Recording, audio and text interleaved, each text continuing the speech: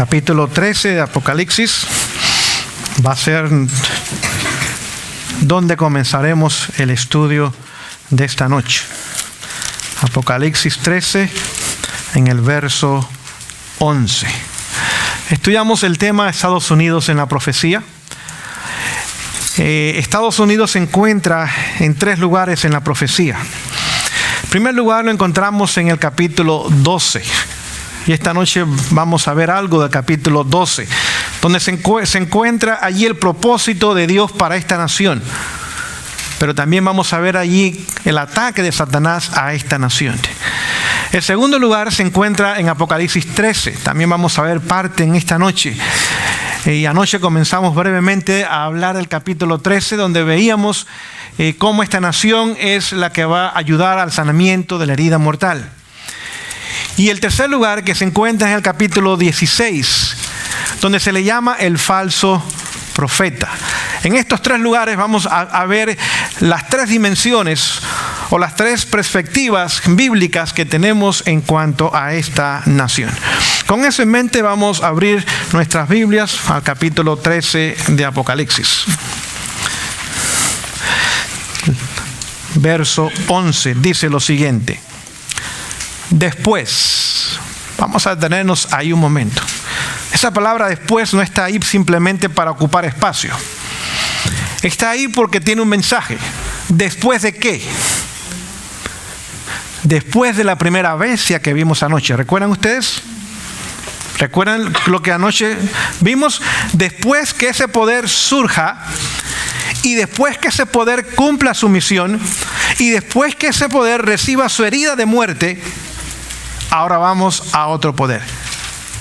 ¿Después de qué? Continuemos la lectura. Juan dice, vi otra bestia. Bestias significan reinos, poderes, que subía de la tierra. Ahora vamos a ver algunos detalles interesantes. Porque en el libro de Daniel encontramos allá 4 bestias que surgen de la tierra. ¿Sí o no? No surgen de la tierra. Surgen del mar. También vimos ayer que hay otro poder en Apocalipsis 13, verso 1, que surge del mar. Durante esta semana hemos visto 3 poderes que surgen ¿de dónde? Del abismo. ¿Recuerdan ustedes? Pero este es el único poder que no surge del mar ni del abismo, sino surge ¿de dónde? De la tierra. Es decir, tiene comienzos diferentes a los demás poderes. Vemos que cuando surge del mar significan naciones, pueblos. Ahora cuando surge de la tierra significa exactamente lo opuesto. Un lugar básicamente despoblado o con muy poca población. Así que este reino, este poder surge de un lugar básicamente despoblado que tiene muy poca población. Porque no tiene gentes, ni naciones, ni pueblos. Pero vemos que aquellos que surgían del mar, la mar estaba bramiendo, estaba rugiendo. En otras palabras, surgieron como resultado de las conquistas de otras naciones y de las derrotas de otras naciones. Pero este poder aquí no. Surge de un lugar despoblado, es decir, un lugar pacífico, un lugar tranquilo. No tuvo que derrotar a otra nación, no tuvo que derrocar a otro imperio, no tuvo que pelear para establecerse y tomar el control del lugar, sino que es exactamente lo opuesto. Lugar poco poblado y unos comienzos o inicios muy pacíficos. Hago una pregunta en esta noche.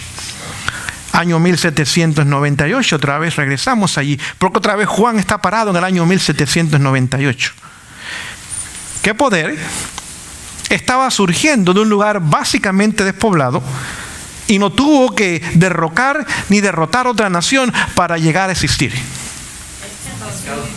Exactamente, los Estados Unidos de América. Ninguna otra nación puede tener o tiene estas características. Es tan solo esta nación el tiempo después del otro poder, lugar despoblado y una forma pacífica, tranquila, benigna, llega a la existencia. ¿Okay? Tengamos eso en cuenta. Y es el único poder en toda la Biblia que surge de la tierra. Ahora vamos a ver algunas cosas interesantes antes de continuar nuestra lectura. Si ustedes recuerdan los demás poderes, los de Daniel, capítulo 7, Apocalipsis, verso capítulo 13, vamos a ver que son poderes que surgieron del mar. Pero cuando surgen, por ejemplo, Babilonia y Medo-Persia, ¿dónde surge? En Asia. ¿Sí o no? Sí. ¿Okay? Grecia sigue. ¿Dónde surge? Ahora Europa Oriental. Después sigue Roma pagana y Roma papal. ¿En qué lugar se encuentran geográficamente hablando? En el centro de Europa y en el oeste o la parte occidental de Europa. Es decir que proféticamente vemos un movimiento del este ¿hacia dónde? Hacia el oeste. Por lo tanto, este poder tiene que surgir en un lugar aún más al oeste. Así que no tan solo el tiempo, sino geográficamente vemos el movimiento otra vez de Asia, Europa Oriental, Europa Central y Occidental, y ahora surge otro poder, pero más hacia el oeste, las Américas. Vemos otra vez el movimiento que nosotros vemos en esta noche de Asia hacia América. Sigamos la lectura, dice lo siguiente: y tenía 2 cuernos semejantes a los de un cordero, pero hablaba como dragón. Importante estas características que nosotros encontramos acá. Otra característica que encontramos, vemos que este poder, esta bestia, tiene 2 cuernos semejantes a los de un cordero. Si usted nota, en el ganado vacuno, los cuernos no están unidos, están separados. Y tiene 2. ¿Qué significa cuernos? Poder. Poder. Ya los vimos anoche. 10 cuernos son 10 reyes, o poder civil, o poder. Por lo tanto, significa que este imperio, porque llegaría a ser un imperio, inicialmente como cordero tendría 2 cuernos: el poder civil por un lado y poder religioso por otro lado, pero no estarían juntos, sino que estarían separados. Y vemos que los cuernos eran los cuernos de un cordero. Cuando hablamos de cordero en la Biblia, ¿a quién representa el cordero? Jesús. ¿Cómo lo sabemos? Juan 1:29.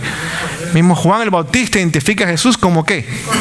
Como el Cordero de Dios. Es más, en el libro de Apocalipsis la palabra cordero aparece 29 veces. Y en todas, con la excepción de este pasaje, es una referencia directa a Jesús. En este pasaje es una referencia indirecta a Jesús. Quiere decir que esta nación tendría las características de la vida y el ministerio ¿de quién? De Jesús. ¿Cómo es el carácter de Jesús?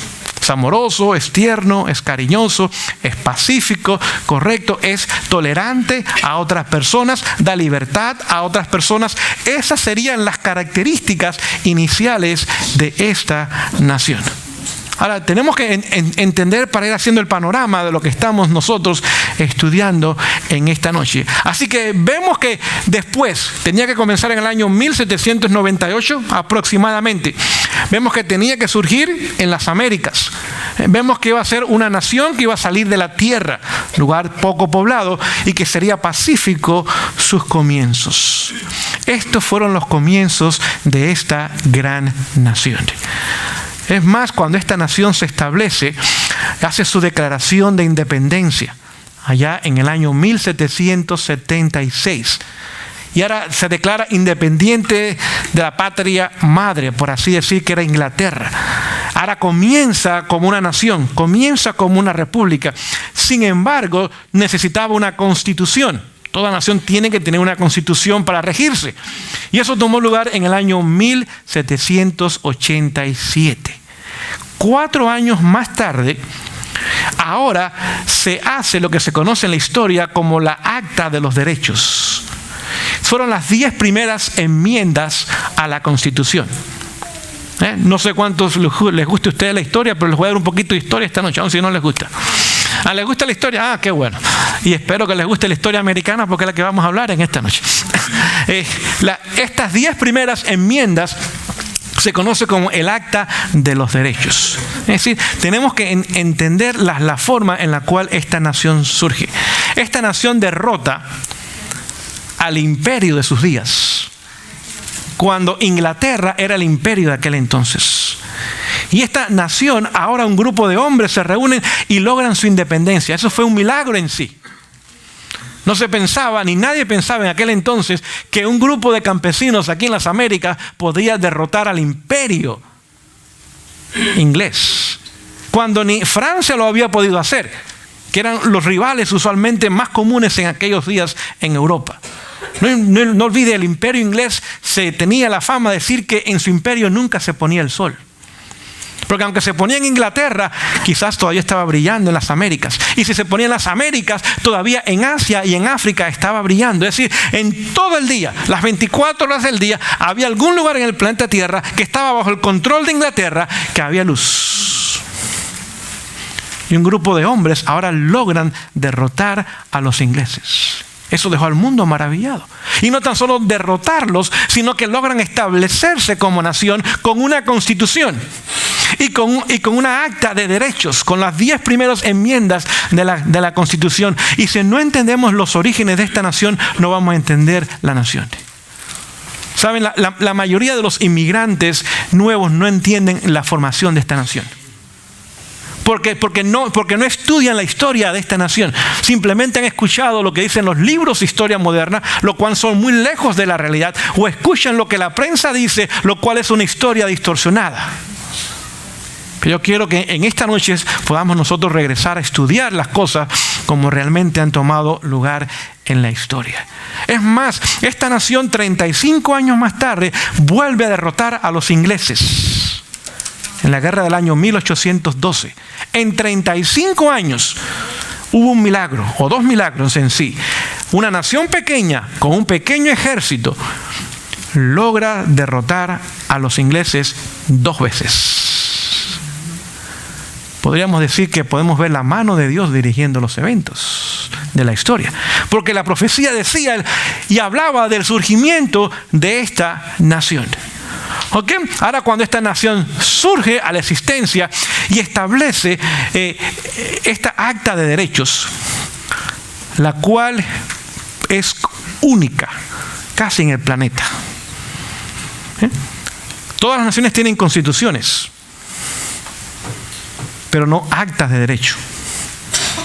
Ninguna de nuestras naciones en Latinoamérica tiene acta de derecho. Y vamos a ver el por qué. Cuando la declaración de independencia se hace, se declara que Dios había creado a todos los hombres iguales y que le había dado a los hombres derechos inalienables, es decir, derechos innatos, que nacemos con ellos porque Dios nos los ha dado. El gobierno no los da. Y si el gobierno no los da, el gobierno no los puede quitar. El genio de los fundadores de esta nación es que reconocieron que el gobierno era un gobierno de base republicana. ¿Y qué significa eso? Porque hay 5 formas de gobierno en la historia. ¿Okay? La mejor forma es la república, donde la ley gobierna a todos sus ciudadanos, desde el presidente hasta el ciudadano que acaba de nacer. Todos tenemos los mismos derechos, pero también las mismas obligaciones bajo la ley. Y si infringimos esas leyes, todos tenemos la misma penalidad. No hay favoritos. Hoy día en el mundo no existe ninguna república. Ya eso pasó a la historia.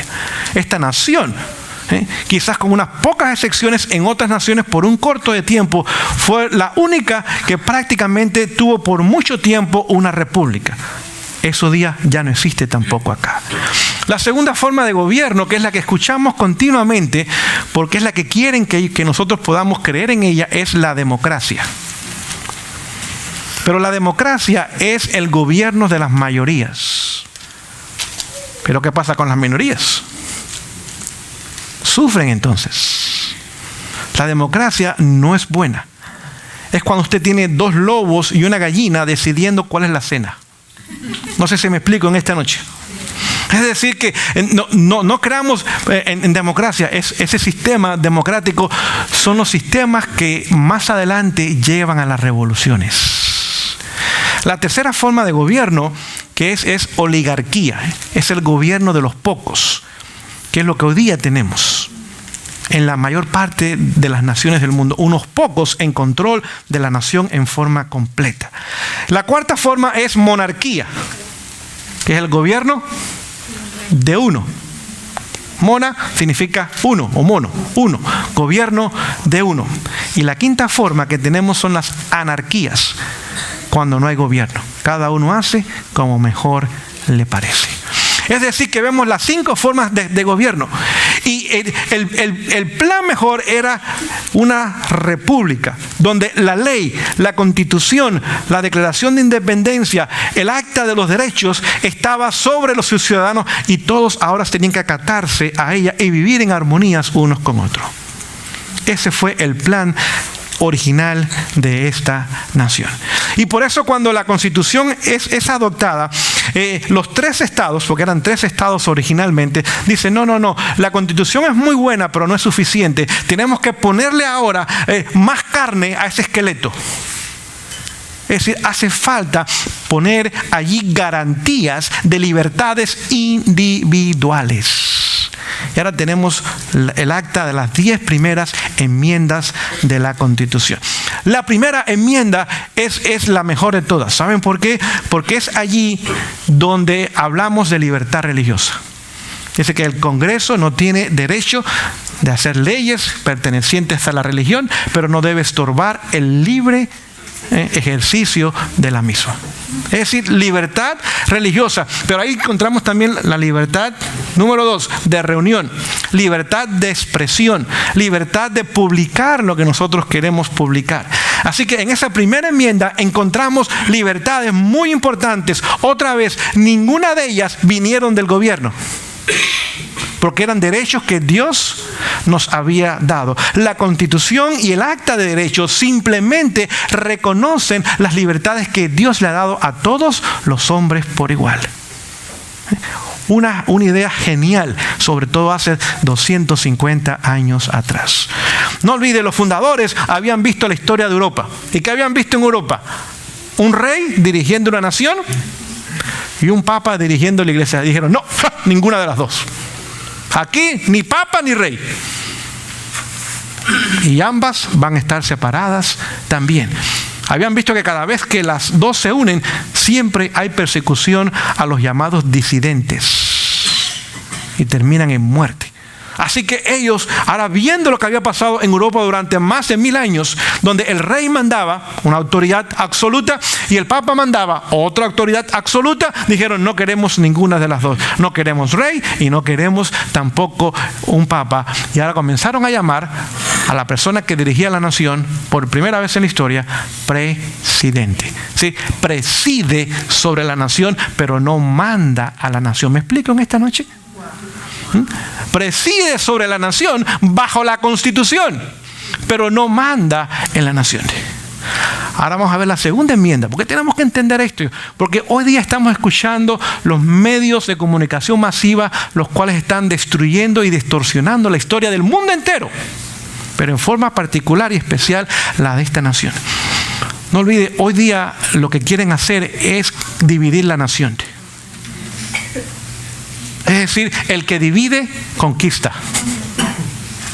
Entonces, lo que están es creando una mentalidad de división en esta nación. Blancos contra negros. Latinos contra anglos. Ricos contra pobres.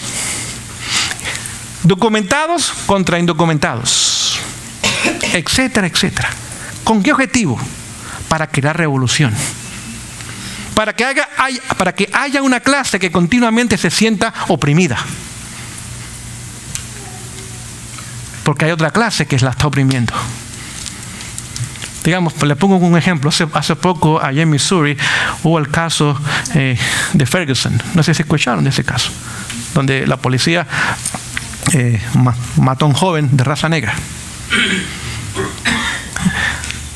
Eso es lo que hoy día los medios de comunicación quieren. Porque ahora los blancos son malos y los negros son buenos. Note, el policía fue dejado en libertad porque no cometió nada incorrecto. El jurado, que pudo ver las evidencias, habían 4 negros en el jurado, vio que no había seguido el procedimiento correcto. Pero ahora, ¿qué sucedió? Ahora esta pobre minoría allá se levanta porque piensa que está siendo abusada y maltratada y destruye la ciudad. La quema, la roba, la saquea. Y los medios de comunicación justifican todos esos actos de venganza y de maldad para ponerse a la par con los que hicieron el crimen. Es decir, que eso es lo que está pasando continuamente. Usted lo puede ver, si usted ve las noticias. Yo no veo las noticias. Las noticias de la televisión, tan solo el tiempo, y sé que la mitad del tiempo se van a equivocar. Es lo único que veo. Así que no olviden lo que dijo el presidente Jefferson, un hombre sabio, el padre de la constitución de esta nación. Dice que el que lee el periódico, ¿cómo fue que dijo? Dice, el que no lee el periódico no no pero el que lo lee está mal informado. No sé si ustedes logran. Así que el que lo lee no está informado, pero el que lo lee está mal informado. Y eso es lo que hoy día sucede. Es decir, no hagamos mucho caso a lo que escuchamos hoy día en la radio y en la televisión, al menos que sea el programa de esta iglesia, que es de televisión. Es propaganda, ¿no? Así que, pero vemos que eso es lo que está tomando lugar. Es decir, que creando efervescencia nacional para dar lugar pronto a una revolución, a una anarquía y a una guerra civil otra vez. Ahora vemos que una vez que ellos pusieron la primera enmienda, pusieron la segunda enmienda que hoy día no es entendida correctamente. Y los medios de comunicación, sobre todo, le dan vuelta para presentarla como una mala enmienda.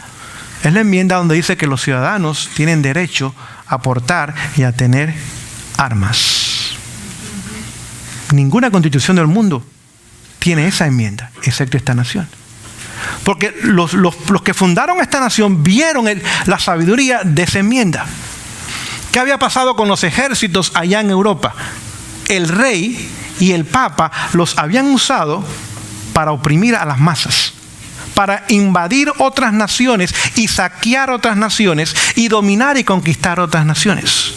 Y cuando la constitución de esta nación se hizo, la única en el mundo, no hizo provisión para un ejército.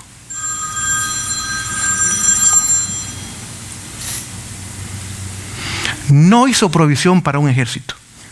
Es decir, el ejército que hoy día Estados Unidos tiene es anticonstitucional, no es constitucional. No tiene el derecho a tener un ejército.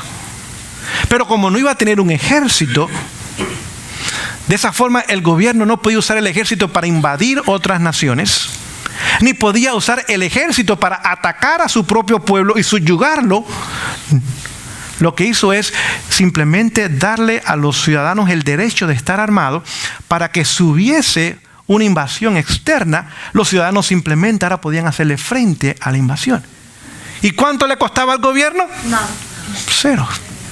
Tenía el ejército interno porque los ciudadanos no quieren que su país sea invadido, que sea conquistado por fuerzas extranjeras. Y ellos mismos defenderían a su propia costa, sin pagarle nada a nadie. El ejército defenderían la nación. Por eso originalmente no era departamento de defensa. Originalmente era el departamento de guerra. Porque tan solo en caso de guerra sería usado. Cuando no había guerra, no había ejército y no sería usado el departamento de guerra. Pero una vez que Estados Unidos estableció un ejército, a propósito, es el ejército número 1 del mundo. Número 1 del mundo.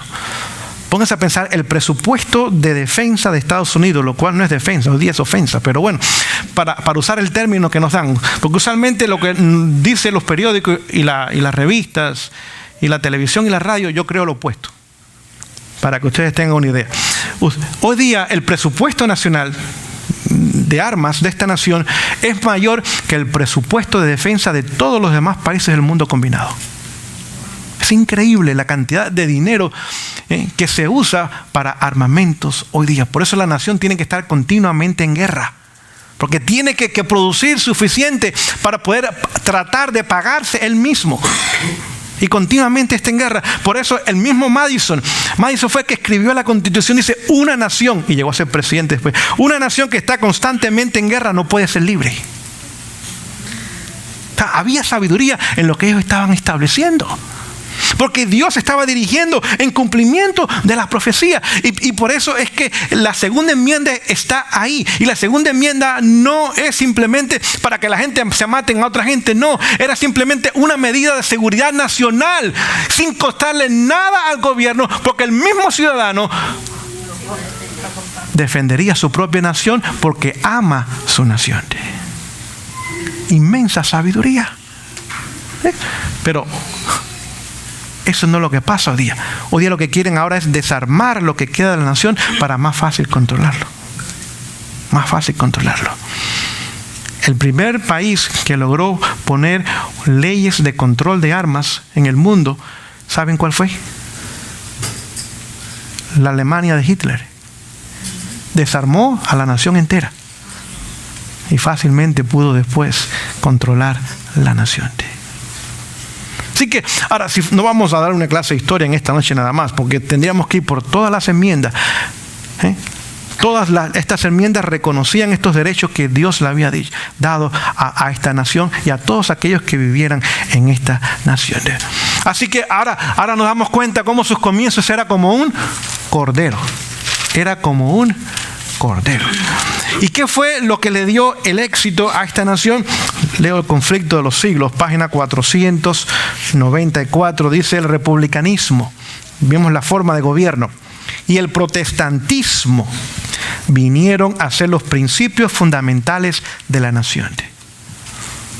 Y termina la cita diciendo: estos principios son el secreto de su poder y de su prosperidad. ¿Saben por qué nuestras naciones nunca prosperaron ni nunca van a prosperar?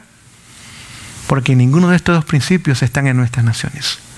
El protestantismo como forma de gobierno, como fe religiosa, y el republicanismo como forma de gobierno. Nuestras naciones de una forma u otra han unido iglesia y Estado hasta el día de hoy, y la fe no es protestante, sino es una fe católica.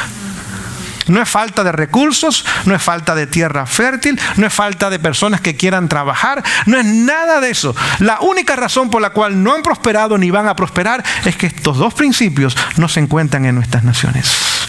Esos dos principios dice que es el secreto de la prosperidad, pero también del poder de esta nación. Hago una pregunta: si esta nación perdiera ambos principios, ¿qué pasaría con ella entonces? ¿Sería próspera? No. ¿Tendría poder? No. Tampoco. Y hacia allá es donde vamos como nación. Lo vamos a ver más adelante en el estudio de esta noche. Así que vemos entonces lo que tomaría lugar. Es interesante porque, digamos, en el año 1820 el presidente Monroe declaró lo que se llama en la historia como la doctrina de Monroe. Es decir, dijo él: nosotros no vamos a pelear en el mundo. América para los americanos y Europa para los europeos. Sí, allá, si hay problemas, se lo resuelvan ellos, nosotros no vamos a intervenir, porque no tenemos ejército en primer lugar. Además, nuestro deseo no es tratar de invadir y dominar otras naciones. Vamos a respetar los derechos de otras naciones. ¿Okay? ¿Qué más nos dice el relato bíblico que nosotros podamos ver en esta noche? Dice: pero hablaba como dragón. Es decir, que habría una transformación en esta nación. Vendría algo que haría que los principios iniciales de Cordero ahora se convirtieran en los principios ¿de quién? Del dragón. ¿Quién es el dragón en Apocalipsis? Apocalipsis capítulo 12, verso 9 dice que es el diablo, es Satanás. Lo menciona con nombre y apellido para que no haya duda. Así que comenzaría como una nación cristiana, reflejando las características de Cristo, pero terminaría ahora representando y hablando como el mismo Satanás. Pregunten esta noche, ¿cómo habla una nación? Una nación habla a través de las leyes que hace, ¿sí o no? Como, déjeme leérselo también en la página 495 de lo mismo. Dice, el hablar de la nación son los actos de sus autoridades legislativas y judiciales. Es decir, las leyes que hacen, la parte que es legislativa y también judicial, como las cortes interpretan la ley. Es decir, que a través de las leyes que hace una nación y ahora como son interpretadas y puestas en vigencia en la nación, es como la nación que hace. Habla.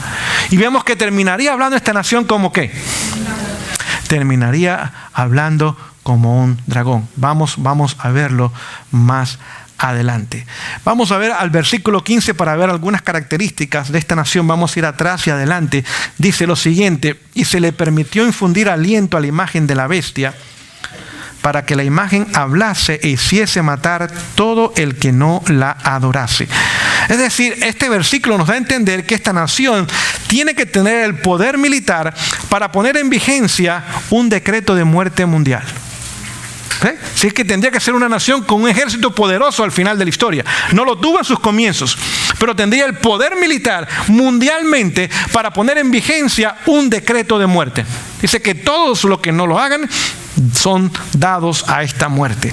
En el versículo 17 vemos que no tan solo eso, sino que y que ninguno pueda comprar ni vender, sino el que tuviese la marca o el nombre de la bestia o el número de su nombre.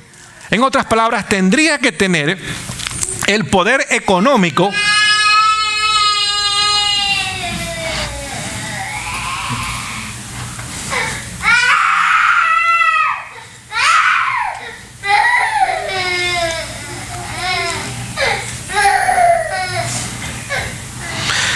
es decir, tendría que tener el poder económico y tecnológico para poner en vigencia un decreto de no comprar y vender. No tan solo la economía fuerte, la moneda mundial fuerte, sino la tecnología para poder hacer posible que aquellos que no se acaten a sus leyes no puedan ni comprar ni vender. ¿Me siguen hasta el momento? ¿Okay? No se dejen distraer. No se dejen distraer. ¿Okay?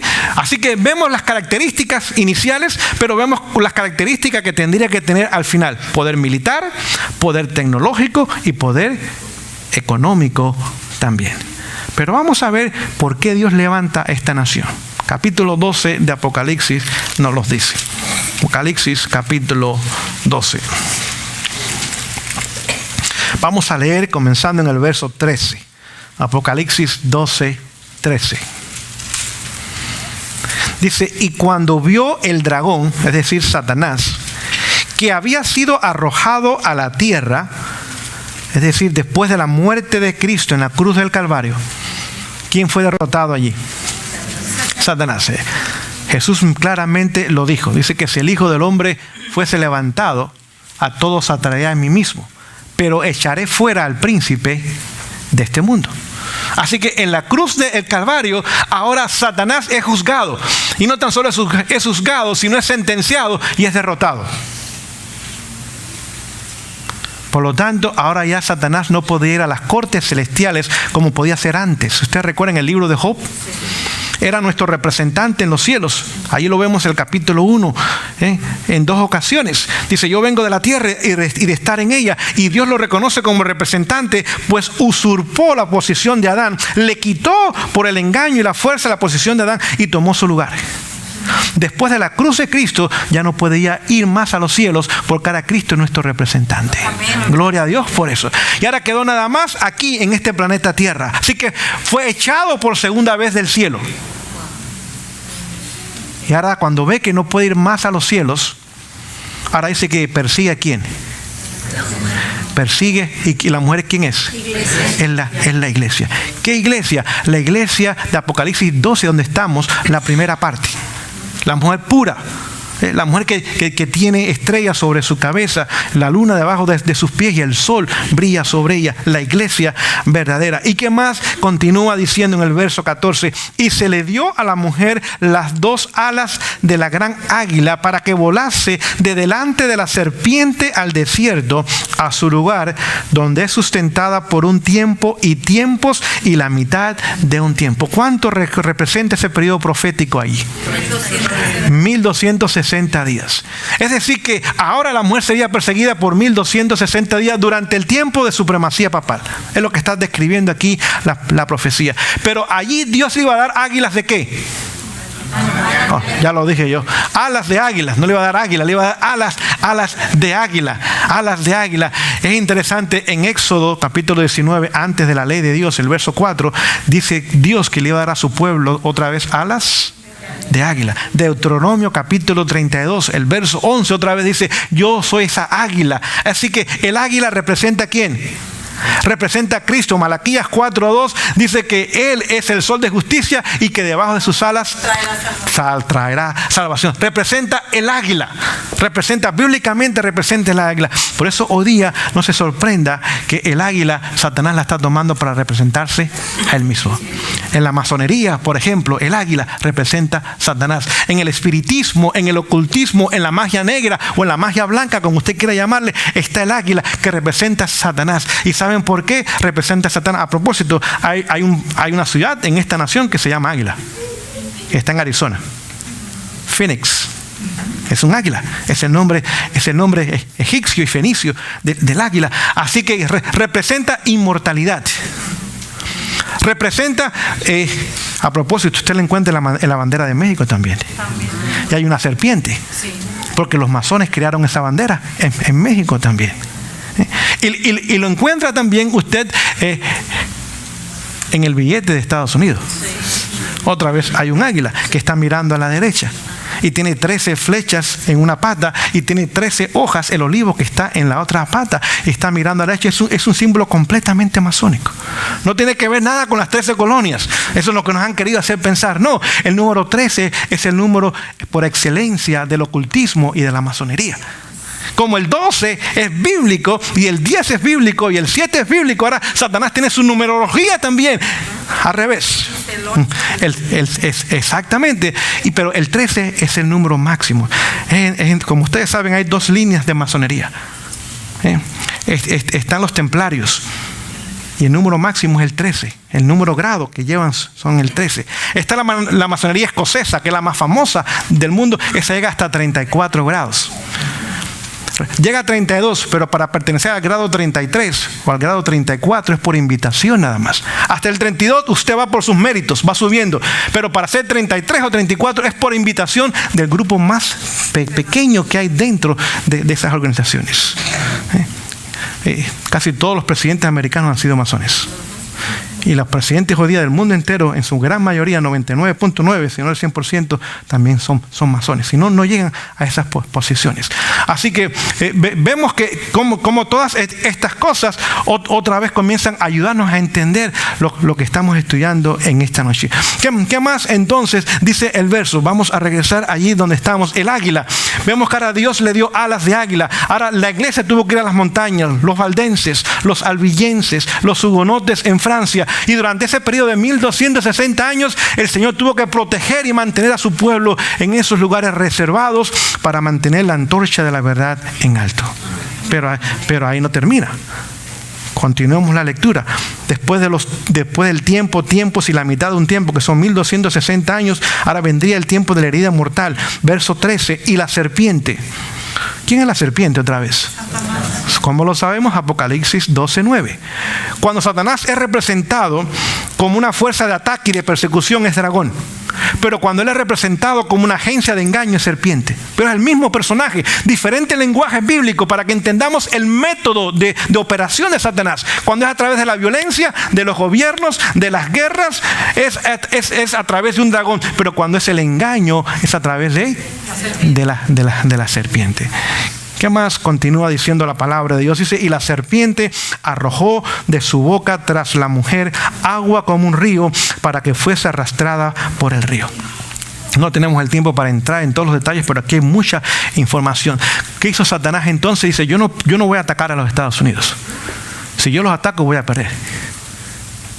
Es un país muy poderoso, muy próspero, muy grande. Yo tengo que conquistarlo de adentro hacia afuera. De afuera hacia adentro no lo voy a lograr. Pero si logro y soy paciente, lo voy a conquistar de adentro hacia afuera. Así que ahora arroja de su boca, ¿qué? Agua. Cuando la serpiente abre su boca, ¿qué arroja? Veneno. Pero estas aguas, ¿qué representan otra vez? Multitudes no fieles a Dios, que contienen veneno, engaños, falsas enseñanzas, falsas teorías, con las cuales iban a contrarrestar la fe protestante de esta nación. ¿Me explico en esta noche? Gente engañada que iban a engañar a otros. Así que Satanás abrió su boca como serpiente. Ahora esta agua, estas naciones y pueblos que entran con engaños y con teorías no correctas, no apoyadas en la palabra de Dios, el objetivo era destruir el republicanismo y el protestantismo a través de engaños originados por el enemigo. Por eso en el capítulo 16 de Apocalipsis se habla de Estados Unidos como un falso profeta, porque estas aguas envenenadas lo han convertido. Primero era un profeta verdadero, pero se convierte después en un falso profeta. ¿Cuándo era profeta verdadero? Cuando era protestante. Cuando veía en el papado lo que era el anticristo. Cuando hablaba de la palabra de Dios. Cuando ponía en alto sus principios. Pero a medida que ha ido derrumbando esos principios, ha ido alterando sus leyes, ha ido cambiando la cultura de la nación, ha ido cambiando la mentalidad de los habitantes de este país. En vez de ser un bastión del protestantismo y del republicanismo, que es la libertad, se convertirá ahora en una tiranía militar, con un disfraz de democracia, no de republicanismo. Le dará honor a la Constitución de labios, mientras violará y repudiará cada principio de esta Constitución, los principios que se nos han dicho que va a repudiar republicanos y protestantes. No es que va a cambiar la Constitución, sino que la va a repudiar en práctica, aunque todavía va a profesar continuar siguiendo esos principios. Así que vemos que eso es exactamente como el enemigo quisiera obrar. Para darles algunos ejemplos, ahora, ¿qué es lo que sucede? Digamos, Estados Unidos, ahora en vez de enseñar la fe protestante, ya no lo hace. Ahora, ¿qué es lo que enseña hoy día? Hoy día enseña, por ejemplo, el rapto secreto. Los evangélicos de esta nación, ¿sí o no?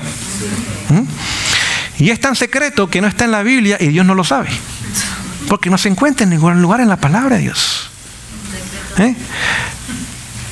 Ya no enseña, por ejemplo, tampoco que el papado es el anticristo. Ahora, el anticristo es alguien que se va a levantar en Europa y va a atacar a los judíos y van a restaurar los servicios otra vez en Jerusalén. Ese es el anticristo que presentan hoy día. Ahora ponen como el centro de las profecías Israel. Por eso Satanás continuamente mantiene el Medio Oriente en acción para continuar engañando a los evangélicos de esta nación. Oh, Israel es allá el fin de los eventos, cuando debajo de su propia nariz se están formando los eventos finales de la historia y él está colaborando con esos eventos. No lo ven. No lo ven. Es más, por eso la política exterior de esta nación es tan pro-Israel, porque está basada en un falso entendimiento de la profecía. Porque piensan que los judíos todavía siguen siendo el pueblo escogido y favorecido de Dios. Y que si no lo protegen y lo cuidan y lo mantienen, Dios va a mandar su juicio sobre ellos cuando están pisoteando la ley de Dios en esta nación. Han sido cegados por las falsas ideas venenosas del enemigo. ¿Qué más enseña hoy día? No hay ley. La ley se clavó. Es gracia nada más. No hay ley. ¿Qué más enseñan hoy día? Una falsa adoración. De palmadas y de brinco y de gloria a Dios y estamos salvos, pero vivamos como el diablo. Eso es lo que mayormente el movimiento evangélico, que era ex protestante, enseña hoy día. Y cuidado, porque esas ideas pueden estar entrando también entre nosotros hoy día. Tenemos que tener mucho cuidado que mantenemos nosotros los principios de la palabra de Dios también. Pero esta nación comenzó Satanás a atacarla poco a poco. Es decir, comenzó a implementar poco a poco cambios en estas naciones. Digamos, si usted ve las primeras 10 enmiendas de la Constitución, la palabra clave es ahí, we the people, nosotros el pueblo. We the people, we the people. Cuando usted comienza a ver las otras enmiendas que llegaron a la Constitución, ya no es we the people, ahora es el Estado. El Estado. ¿Sí? La mentalidad de la nación comenzaba a cambiar. No descansaba sobre el pueblo, el poder, sino que ahora comenzaba a cambiar y a descansar sobre el Estado. Y poco a poco la nación comenzó a cambiar su forma de ver las cosas. El ataque principal del enemigo comenzó en la Segunda Guerra Mundial, cuando realmente esta nación comenzó a cambiar drásticamente. Es decir, en la Segunda Guerra Mundial los hombres fueron a la guerra. Algunos al Pacífico y otros al Atlántico, a Europa. Y por 4 años los hombres estaban peleando en el extranjero para supuestamente defender las libertades y derrotar a las tiranías, pero abandonó su hogar. Abandonó su hogar. Su esposa y sus hijos se quedaron aquí. En el ejército los hombres no mandan, los hombres simplemente siguen órdenes. ¿A qué hora te vas a levantar? ¿A qué hora te vas a acostar? ¿Qué ropa te vas a poner? ¿Qué corte de pelos vas a tener? ¿Qué vas a comer? ¿A qué hora vas a comer? Es decir, el hombre americano poco a poco comenzó a perder su liderazgo masculino. Y ya no era el hombre líder, el hombre que pensaba objetivamente y críticamente. Cuando regresó de la guerra era un hombre pasivo. Es un hombre que le gustaba recibir órdenes, no ser líder. Durante el tiempo de la guerra aprendió a fumar, aprendió a bailar, aprendió a tomar, aprendió a ser mujeriego, aprendió a las películas, al entretenimiento. No tenía que preocuparse de mujer, ni tenía que mantener hijos. Y cuando regresó a esta nación fue un hombre completamente cambiado. Ya no era el típico hombre americano de principios, de valores. Era un hombre secular, era un hombre que no temía a Dios, era un hombre que realmente no tenía interés en su hogar.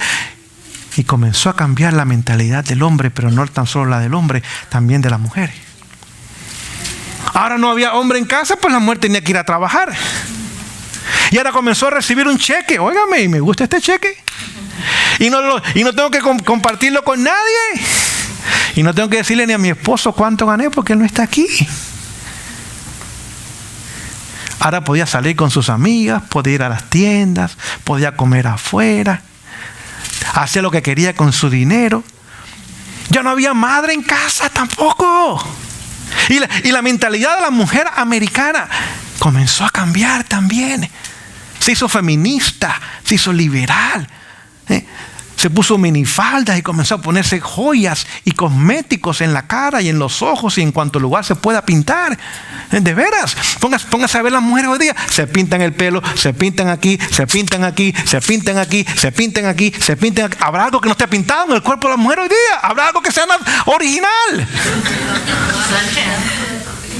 No hay nada original hoy día. Algo ha sido alterado, ha sido cambiado. Y eso comenzó durante este periodo. Ahora, los hijos no tenían ni padre en casa, ni tenían madre en casa. Ahora, las escuelas cambiaron su horario. Antes las escuelas públicas no es lo que hoy día es. Las escuelas públicas, los maestros eran empleados por los padres. Y ellos tenían el control de las escuelas y del currículo y sabían todo lo que pasaba, y su voz y su voto era la que mandaba en la escuela. Hoy día es completamente nada de eso existe. Es el gobierno quien manda en las escuelas públicas. Es más, la ley federal dice que todo joven o niño que va a una escuela pública es propiedad del Estado ya. No es propiedad de ustedes, padres. Cuando está allí no es su hijo. Tan solo cuando esté en su casa, y cuidado. Y cuidado. Así que, y comenzó a cambiar. Ahora, ¿qué sucedió? Ahora las horas de escuela comenzaron a hacerse más. Ya no era leer, escribir. No. Ahora eran juegos, eran deportes. Ahora comenzó a entrar el relativismo, el humanismo, todas esas cosas que antes no formaban parte de la cultura de esta nación. Poco a poco comenzó a cambiar. ¿Y cómo comenzó Satanás a hacer el cambio? Destruyendo los hogares de esta nación. Destruyendo los hogares de esta nación. Y por eso usted ve que muchas veces los barrios hispanos están en crisis, porque siguen ese patrón. Vienen a trabajar y a trabajar. Papi trabaja y mami trabaja y nadie cuida la casa. ¿Cómo no vamos a tener pandilleros? ¿Cómo no vamos a tener drogadicción? ¿Cómo no va a haber delincuencia, robo, atracos y ultraje y cuantas cosas más? Si el hogar está destruido, es cierto, hay frijoles y hay arroz, pero no hay hogar. No hay hogar. Porque hemos estado siguiendo ese patrón de la Segunda Guerra Mundial. Pero ahí no se detuvo. Satanás continuó. Final de los 40 se trajo la televisión. Ahora Hollywood estaba en todas las casas. Las películas comenzaron a educar a los hijos. Las novelas. Ya. Claro que sí. Ahora Hollywood se convirtió en el entretenedor de la nación, en la diversión de la nación. En la babysitter también, es cierto. Y después llegó Elvis Presley, el rey. Le llamaban el rey, pero hace rato que está muerto ese rey, y por lo menos le faltan 1000 años más para que despierte, tristemente. Llegaron los famosos escarabajos de Liverpool, The Beatles. ¿Sí o no? Sí. Ya. Es decir, ahora vino Hollywood con el entretenimiento. Ahora llegó la música equivocada. La música que mueve, pero no eleva. Destruye la mente. Corrompe el corazón y destruye los principios. ¿Y qué llegó al comienzo de los años 50 en Estados Unidos? McDonald's. La comida rápida, la comida chatarra. Burger King, Pizza Hut, Taco Bell, Arby's, Cicis, etcétera, etcétera. Todas esas cosas que usted se puede imaginar. Ahora ya no había comida en casa, ahora podíamos comer afuera. Pero estaba o engrasado, o azucarado, o procesado, o quién sabe cuántas cosas, pero no había alimentación. Es decir, el enemigo usó la destrucción de la familia, destruye después los principios de la familia, ahora destruye la salud de la nación, y ahora destruye la mente de la nación, pero ahí no se detuvo. Ahora comenzó a crear los famosos shopping centers, que hoy día son moles. Hoy día son males, ¿cierto? Yo digo, Señor, no líbrame del mal, sino líbrame del mol. Porque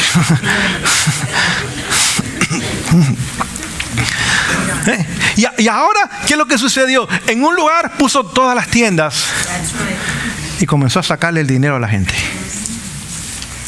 Mira, compra especiales. Hay especiales todo el año en este país, hasta el Día de los Muertos hay especiales. Y ahora la gente ya no tenía dinero y ahora se creó los plásticos.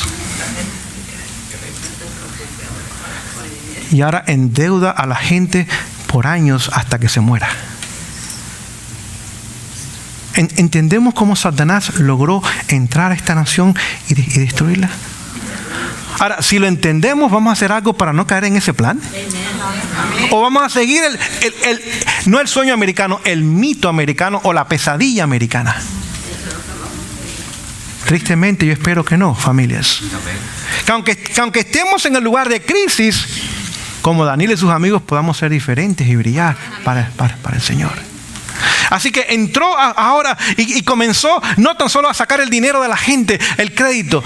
Cómprate un carro, no te preocupes, págalo en 5 años. Cómprate una casa, no te preocupes, págala en 30 años.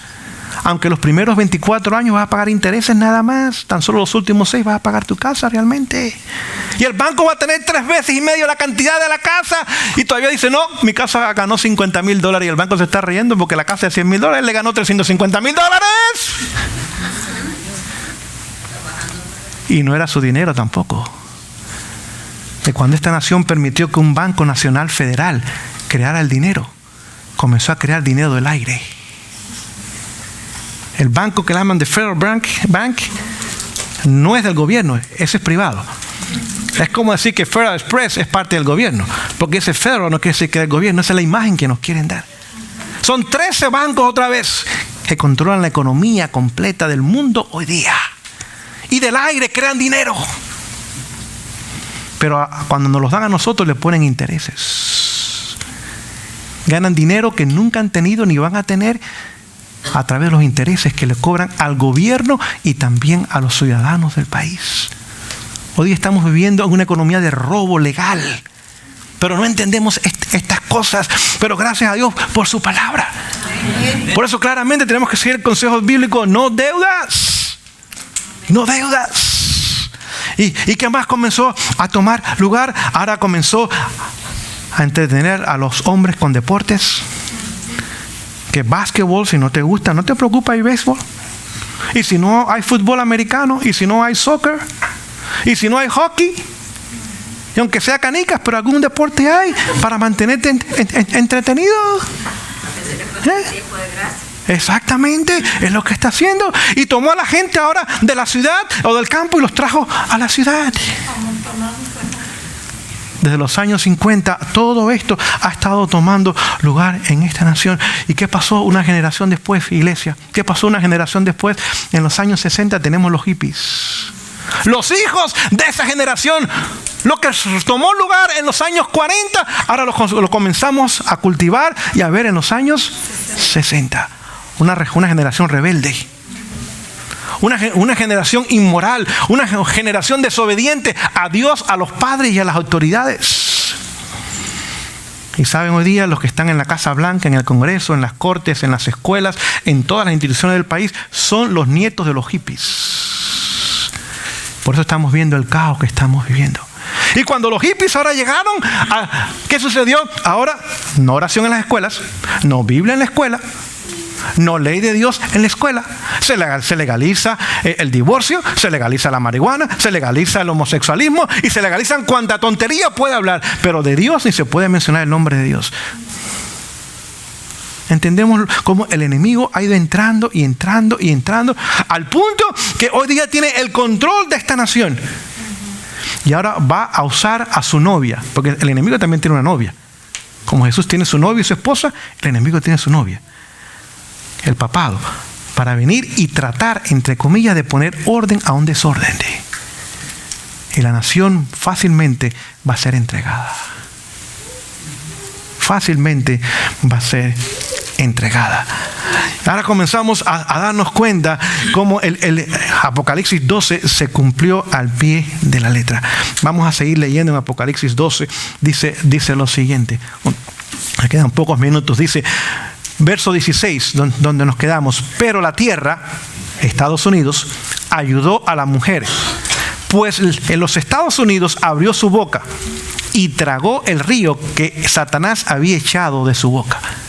En otras palabras, ahora esta nación traga todas estas cosas. En otras palabras, ahora la tierra ayuda a la mujer cristiana.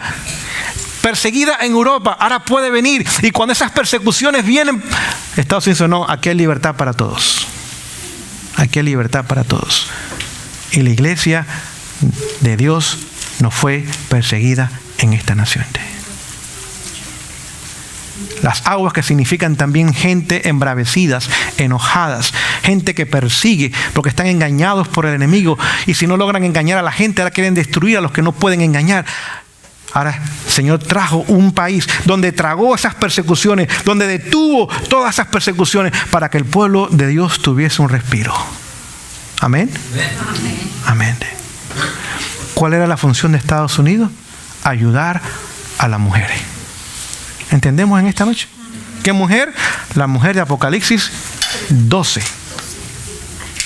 Pero hoy día Estados Unidos está ayudando a la mujer de Apocalipsis 17, la gran ramera. Ha cambiado de ayudar a la mujer correcta y está ayudando a la mujer incorrecta. Pero el objetivo de esta nación era ayudar a las mujeres. 2 puntos. Y voy a otro punto, Apocalipsis 13, y quiero terminar en esta noche. Cuando esta nación se funda y ahora se detienen las persecuciones, le da un respiro al pueblo de Dios, ¿sí o no? Pregunto yo, ¿dónde fue la cuna del movimiento adventista del séptimo día? Aquí. ¿Casualidad?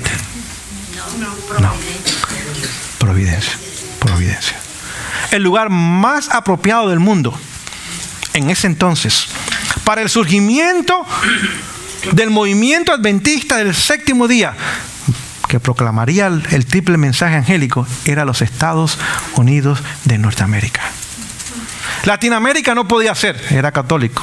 Europa no podía ser, era católico, o al rechazar el mensaje de los 3 ángeles, las iglesias se convirtieron en iglesias babilónicas.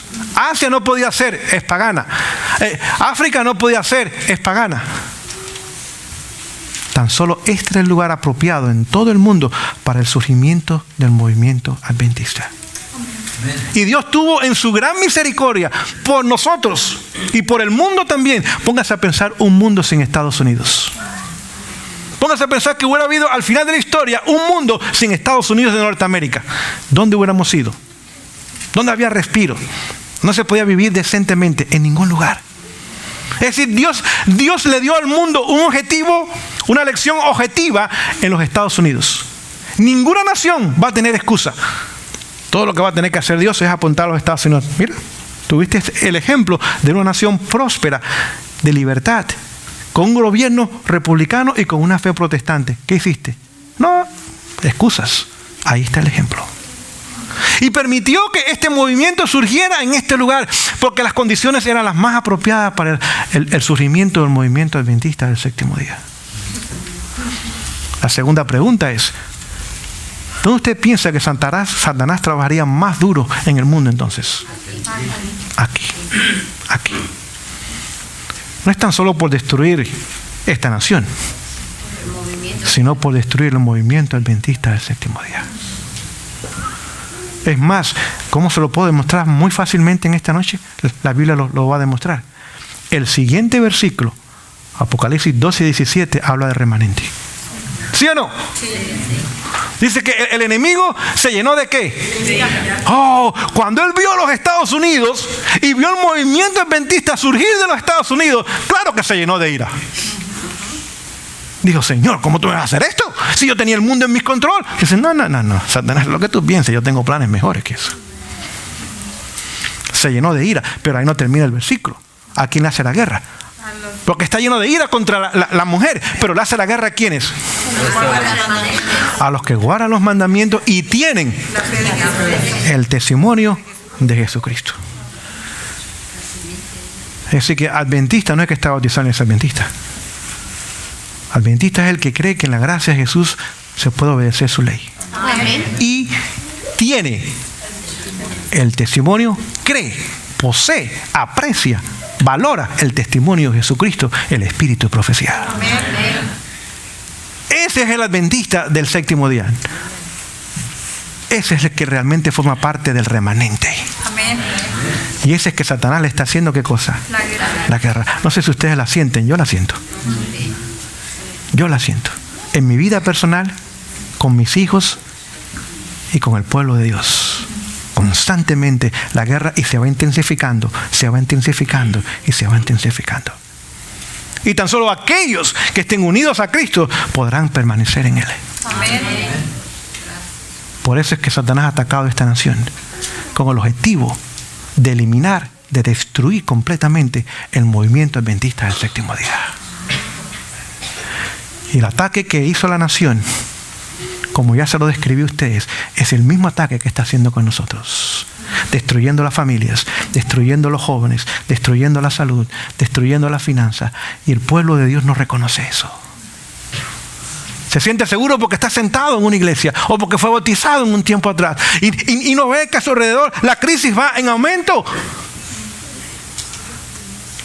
Porque el mismo plan que el enemigo usó en el versículo anterior, ahora está usando en el versículo posterior para tratar de eliminarnos a nosotros también. Vamos a capítulo 13 para terminar en esta noche. Agradezco por su paciencia. Agradezco por su paciencia en esta noche. Bueno, y todas las demás noches, porque han sido pacientes todas las noches. Así que, ¿qué podemos ver en Apocalipsis 13 que nos ayude a ver algo más? Vamos a leer en el verso 12. Apocalipsis 13, 12 dice: y ejerce toda la autoridad de la primera bestia en presencia de ella. ¿Qué significa eso? Es decir, que eso lo que significa es que Estados Unidos sería contemporáneo con la otra bestia y le ayudaría a recuperar su poder civil. Es decir, va a estar en presencia de ella, no en ausencia de ella. Y va a estar delante de ella, es decir, va a ser una imagen. Si Estados Unidos va a reflejar los principios del papado, no del protestantismo. Los principios de persecución, no de libertad. Los principios del error, no de la verdad. Los principios de la injusticia, no de la justicia. Porque va a ser una imagen. Va a ser como usted delante de un espejo. Lo que sale en el espejo es idénticamente al original. Van a ser contemporáneos. Pero no tan solo van a ser contemporáneos, si están uno al frente de otro y se dan la autoridad uno a otro, nos está hablando ahí del movimiento ecuménico, donde las iglesias protestantes se convertirían en evangélicas y eventualmente abrazarían el sistema papal también. Nos está hablando del ecumenismo y su movimiento mundial en nuestros días. ¿Qué más nos dice el verso? Continuemos la lectura. Dice: y hace que la tierra, note, obliga, manda, exige, usa coerción, hace. No está hablando de libertad, acá hace. Exactamente, obliga que la tierra y los moradores de ella adoren a la primera bestia, es decir, al papado, cuya herida mortal este sistema ha ayudado a sanar. Verso 13. También hace grandes señales de tal manera que aún hace descender fuego del cielo a la tierra delante de los hombres. Es decir, que el protestantismo apóstata, y los vemos hoy día en el mundo evangélico, está basado en señales, en milagros, en sanidades, en curaciones. No en la palabra, no en la enseñanza bíblica, no en la relación con Jesús. Está basado hoy día el protestantismo apóstata ¿en qué? En milagros, en milagros. En milagros. Y la gente queda hipnotizada y la gente queda asombrada, y allí te sanan y allí te curan y hay liberación de esto y liberación de lo otro y no sé cuántas cosas más, pero otra vez eso es manifestación satánica. Lo acabamos de leer aquí en la palabra de Dios. Es más, hace descender fuego del cielo. Eso habla de un falso reavivamiento. Porque el fuego es símbolo del Espíritu Santo que desciende del cielo. Y ahora va a traer un falso reavivamiento, lo cual vemos hoy día. Grandes multitudes se congregan y alaban a Dios y dicen estar en el Espíritu, cuando están lejos de Dios y están bajo la dirección de un falso espíritu. ¿Saben qué? Este lenguaje de Apocalipsis 13 aquí está tomado del Antiguo Testamento, del ejemplo del profeta Elías. Hizo descender fuego del cielo Elías para probar que Dios aceptaba su sacrificio y que él era el profeta verdadero y que era fiel al Señor. ¿Sí o no? Sí. Ahora, al final, ¿qué sucede? el protestantismo apóstata logra lo que los profetas de Baal no pudieron hacer. Van aún más allá. Hacen descender fuego falso del cielo y lo acreditan a la obra del Espíritu cuando es la obra de Satanás.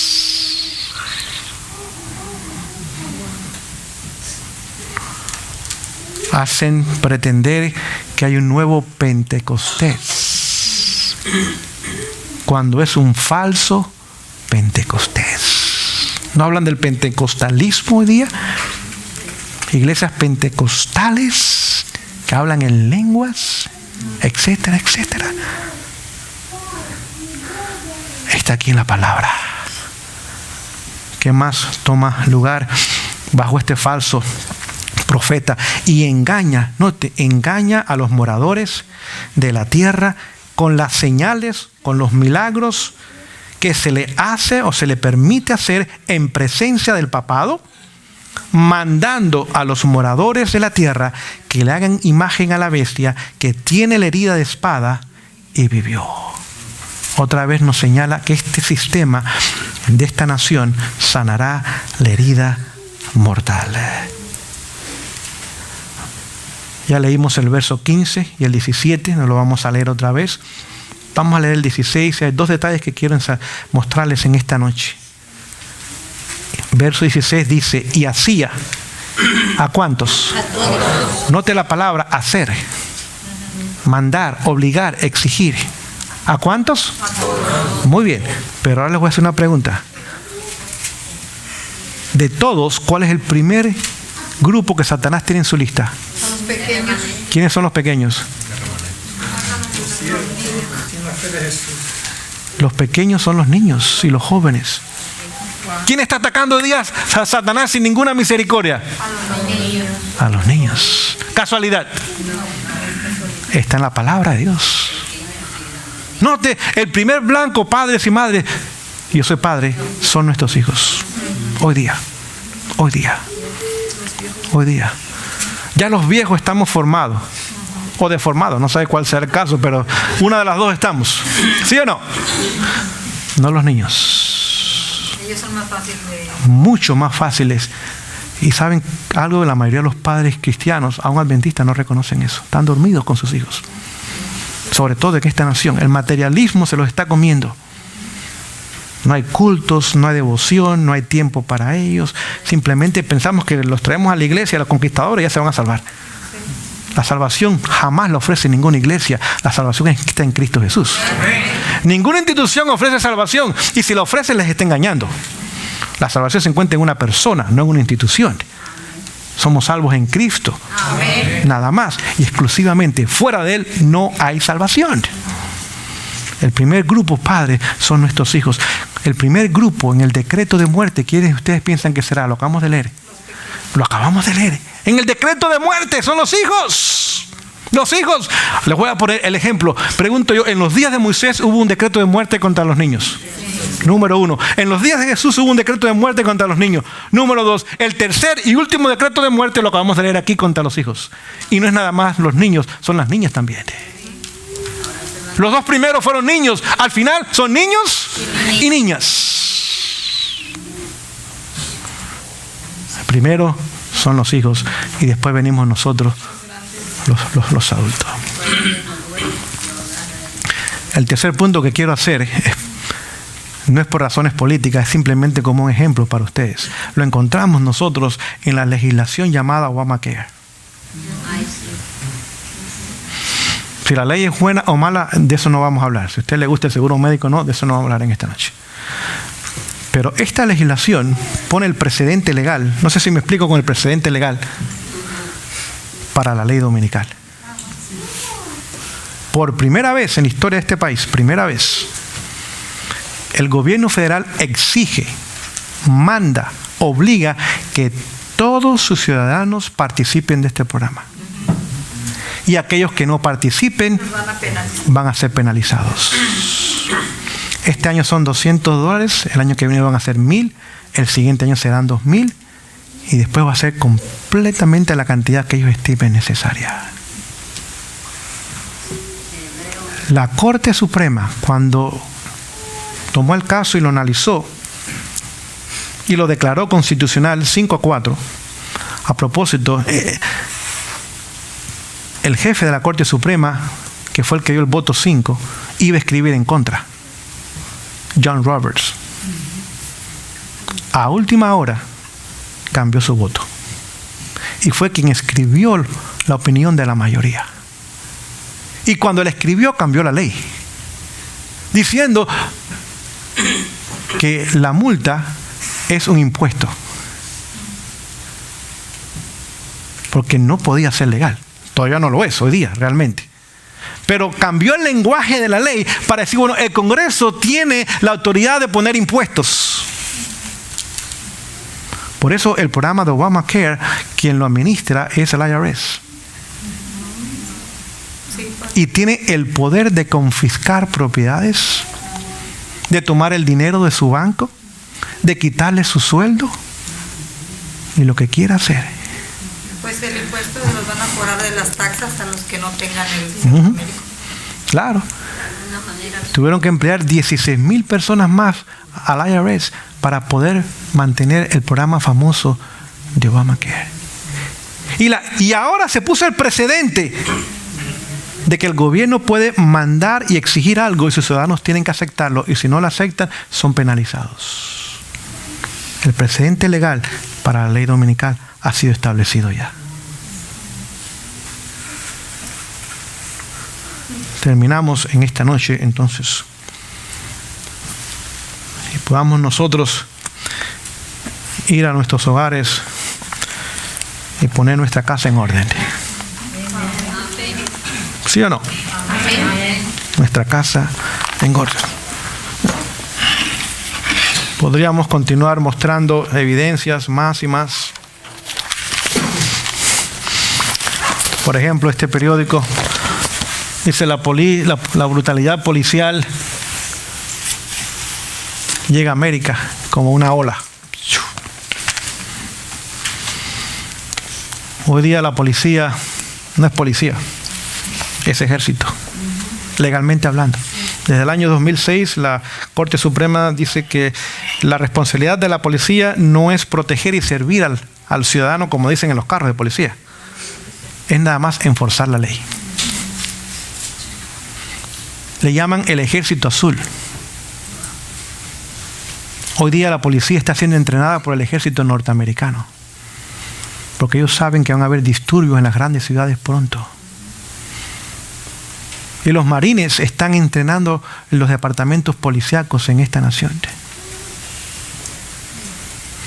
Por eso ven que no son pistolitas lo que tienen hoy día. En los disturbios de Ferguson, allá en Missouri, ustedes vieron que tenían tanques blindados. Tenían armas increíbles, muy sofisticadas. Pónganse a pensar, balas que aún pueden dar vuelta en una esquina. Porque tienen sensores y siguen ahora el blanco, y aunque hay una montaña del otro lado pueden mandar la bala y ¡pum! Y llega allá, aunque no vean el blanco, porque tienen ahora drones que están volando continuamente y están observando lo que está pasando en toda la población. ¿Okay? Aquí en otro periódico de la administración Bush dice que aprueba uso de satélites espías que pueden pasar las paredes, pueden pasar los techos y aún llegar hasta los bunkers, es decir, los lugares de refugio. Pueden llegar y ver todo. 300 millas de altura y pueden leer conmigo el periódico al mismo tiempo. Pueden creer. Otra vez la prensa comienza a alertarnos. Mayoría católica en la Corte Suprema. Son 9 los miembros de la Corte Suprema, 6 católicos, 3 judíos. Por primera vez en la historia no hay un protestante en la Corte Suprema. Querida iglesia, todo el esquema está listo. Menos nosotros. Menos nosotros. No es para salir corriendo asustados, no. Es que debemos levantar nuestras cabezas y reconocer que nuestra salvación está más cerca que cuando creemos. Vamos a pensar que mi plan de jubilación, si en los cielos, va a ser un buen plan de jubilación. Qué bueno, porque no tengo otro yo. Cuando uno vive por fe no tiene muchas cosas en este mundo. Pero el plan de jubilación del cielo es bueno. Si las calles son de oro, la economía del cielo está buena. ¿Sí o no? Gracias a Dios por eso. Es decir, no continuemos enamorados de esta pesadilla en esta nación. No estoy diciendo que huyamos a nuestros países. No, ese no es el plan de Dios tampoco. Hay que ponerse de rodillas y decir, Señor, ¿qué tú quieres que yo haga? Si tú quieres que yo regrese de misionero a mi país, yo voy a regresar. Nadie dijo amén, pero bueno. Pero Señor, pero si tú quieres que yo me quede en esta nación, donde va a ser el ojo de la tormenta, yo me quedo aquí. Ayúdame a serte fiel, es todo. Donde tú me pongas es el lugar más seguro. Es el lugar donde yo voy a ser más útil. Es el lugar donde tú vas a proveer para mí. Pan y agua, no más. No hay buffet, no hay golden corral, es pan y agua. Es pan y agua. Pero tú vas a proveer para mí. Y si estamos dispuestos a ser guiados por el Señor, no vamos a fracasar.